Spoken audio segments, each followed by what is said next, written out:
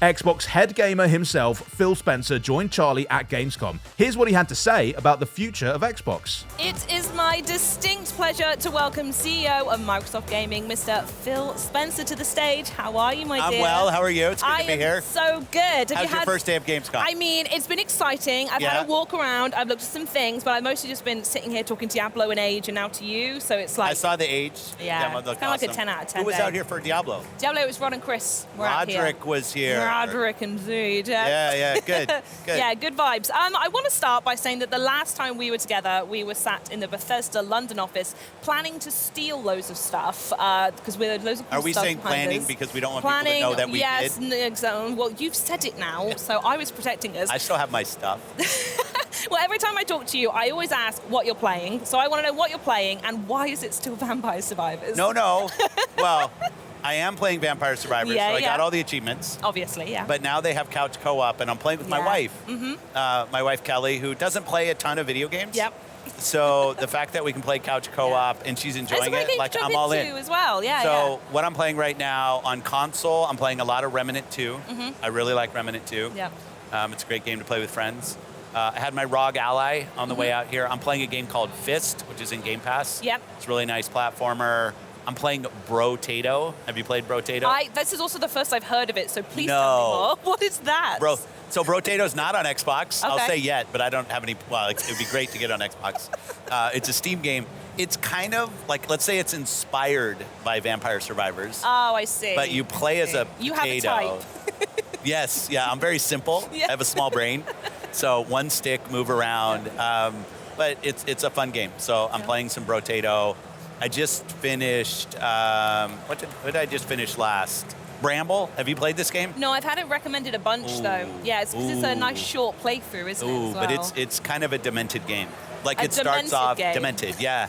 It starts off very cute, yeah. And you think, oh, like this is awesome, and then it like goes into some very crazy, great game. Zags. Great game, but it's like some very dark, let's just say dark places. Okay. I'll get it on the download queue. That sounds great. Yeah, wonderful. It's good. So we're going to focus on Gamescom now. We're going to stop flapping our gums and actually talk. We're in Gamescom, quite literally surrounded by Xbox fans. 50,000 square feet of Xbox booth. It's pretty good. And Biggest ever. This is the first time in a while you've stepped on it as well. So I want to know why it's so important that Xbox has showed up so big this year. Well, being here, being anywhere, but being in Europe with our customers, with players, with the creators that are here. I did a creator get together both last night, today, met with some partners. It's, it's these moments where the industry comes together, where we can talk to each other, that the consumers can come in, the players can come in, put their hands on games. I just think it's critically important. Obviously, COVID messed up a bunch of things. That's in the rearview mirror. So when we had the opportunity this year to go big at Gamescom, we said, let's go. The other thing that's awesome in the booth is how much third-party support that's here, right? Like Ed Boon's games here, Mortal Kombat's here. We have the DLC for Cyberpunk's here. Like it's just awesome to see how many of our partners, Rod's games here, Diablo, how many of the third-party support on the floor. It's an important thing for us as a platform. And it's just nice to get reconnected back with the community here. Yeah. And then Starfield over, I feel like I'm showing everyone over here. I can't see it. I can't see it. It's too small. Well, it is actually technically massive, to correct you there. And we're only a week away from early access. So how exciting is it seeing this game coming to Xbox and we're so close now?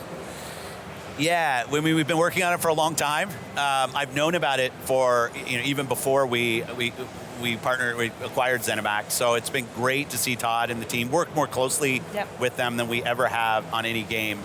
There aren't that many moments where we get to launch a new IP that has the amount of buzz and anticipation that Starfield does. A lot of games you'll launch that are new IP and then maybe they build into their strength, but like there is just a crazy amount of anticipation.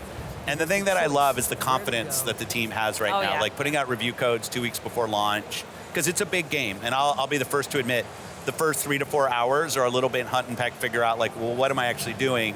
Then you get on a side quest or something and like the game just like blows up in terms of its epic scale. So I love the fact that the team is so confident in giving reviewers time with the game before they're actually reviewing or just talking about what they think of the game. Yeah, and just behind that, in the rearview mirror, if you will, kind of, I think that's how it works, Forza Motorsports over there. Yeah. And that's out not too long after Starfield, is it? That's right, that's October. We did a take-home 2 weeks ago where we got the kind of the opening of the game. Looks fantastic. I'm a huge motorsport fan. Yep. And I'd say Turn 10 for us for a long time in our first party has really been a technical showcase. Like Chris Tector, the team, on the tech side, the stuff that they get the most out of the hardware, I think, of any of our first party teams. They just that's their focus, along with building a great racing simulator. And the game looks fantastic. And I can't wait for people to get to play. The ray tracing on track looks great, giving people some options. You'll see all that as they kind of talk about more of the game. But Motorsport is something that one of those franchises I've played since the beginning, and I can't wait for the full release. Staple, huh? Yeah, it's Motorsport is chef's kiss. Well, and kudos to Turn 10. They started with Motorsport, expanded to Horizon, so now they built a sibling franchise to Motorsport. Yep. They've just done such a really good job of growing the relevance of Forza, both for simulation and arcade players. Yeah. Great job. Yeah, absolutely. So, Phil, I know one of the things in chat, and many of the fans really appreciate about you, is how much you love to play the games themselves. So I know just over here, you can't see behind me, we've got the Stalker 2 demo, and you've taken that for a spin as well. It's been 16 years since the original, so can you tell us what stood out to you? Yeah, Stalker, if you played the first game, has kind of a unique setting and story, and it's really nice to see what they've done in this build of continuing the lore of what Stalker is about, what your role is in the world, and kind of how the world invites you into what your role is and your kind of task. I'm trying to do this without kind of spoiling too much. But, you can spoil if you want. No, it's their game. I don't want to do that. But I'll also say, they're a dev that spends a lot of time perfecting the game in terms of the technology. I think they're still on that track. Yeah. They're still, obviously the game's not done. So it's, but yeah, I just love that they've done a good job moving the Stalker kind of world forward, but being very tried and true to what Stalker's about. Yeah, for sure. And to be totally honest, even under the best circumstances in games development, it's super tough. But for GSC, obviously, it's a bit more complex, their situation they've got there. So I want to know, what does it mean to you to see these guys get here and get a demo out of the door? Yeah, I've stayed in touch with the team over the years, and especially, as you say, the last couple of years, it's an emotional thing, right? You almost feel hollow asking them about how their game is. Yeah, of course. When you think about the world and what that they live in, and what that studio has gone through and really continues to go through. I think for them, I see, and they've talked about this when I've talked to them, that building the game has kind of been a refuge in a way, and it's cool to see that. I hope it never gets replicated again in terms of something that has to happen. But I'll say for the team, the fact that they're here, I was playing, they were literally pushing a new build right as I was playing that build, so their attention to wanting to put their best foot forward, even under the most difficult circumstances. I have a ton of confidence in them, and they're on that journey, but it's an emotional thing when you're talking to a team that's going through, I don't want to talk about it in past tense, what that team is going through. So it's really special to me that they're here and that gaming can be part of how they're getting through it. Yeah, for sure. And as well as being here, there are so many communities for so many different games. Yeah. The RX was, you've got Sea Thieves. I'm doing it again. Sea Thieves over there. You've got an ESO over there. They can't see it, No, I know. I'm just There's actually nothing over there. I'm telling you where they all are. It's an empty, there's nothing here.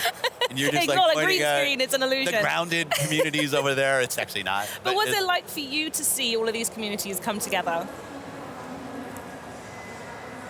Community and gaming, to me, are linked. It's 100%. From my early days of literally going to the arcade. I'm the old guy, but that's the only way I could play that and Pong at my house. That's how I played video games. And there was a community in the arcade of hey, what's the new hot console? Not video game console, but actually arcade console cabinet that you're going to go play. And I love that today those communities, they're still physical. Like you asked, why are we here at Gamescom? Because we have a fan fest tonight. Indeed, it's going to be awesome with the local community and the people that are here, but also the virtual communities. And I think it's one of the unique things in video games, that video games can connect people across geographies, across races, religions. Like, it is just a connector of people. And when it's a game like a Sea of Thieves, like a Grounded, like a Flight Sim, so many of our games now have these Elder Scrolls Online, which has a big, over there, has a big presence on our show floor. And they've got a really nice table in there as well. They do that big round table. A really nice table. It's another one of the things on my list to see if I can pilfer. I won't lie to you. We should steal that. Yeah, we should. But the thing, I also want to make sure on the community side, it's not just about multiplayer games. Like you find, like think about Skyrim. Yeah. You know, Skyrim has an amazing community around it, and it's not because there's a bunch of PvP or PvE, right? It's people come together for their shared love of the world and the characters and the lore and their role in that. I just think that's a very special part of gaming, and it's a privilege, I guess, for us at Xbox to have some franchises that are a part of that. Yeah, absolutely. And this, what we're seeing here is, I think it fully opens to the public tomorrow and all. It's the sweatshop tomorrow. Oh, yeah, this is going to really pop off then. In here. It's going to be warm. You got the good day to come and sit here, I think. I'm here tomorrow. I'm here. But yeah, like, do people know? Like, today is, the press day, right? Is that what they call it? I don't know if that has an official name. I should know, but I don't know.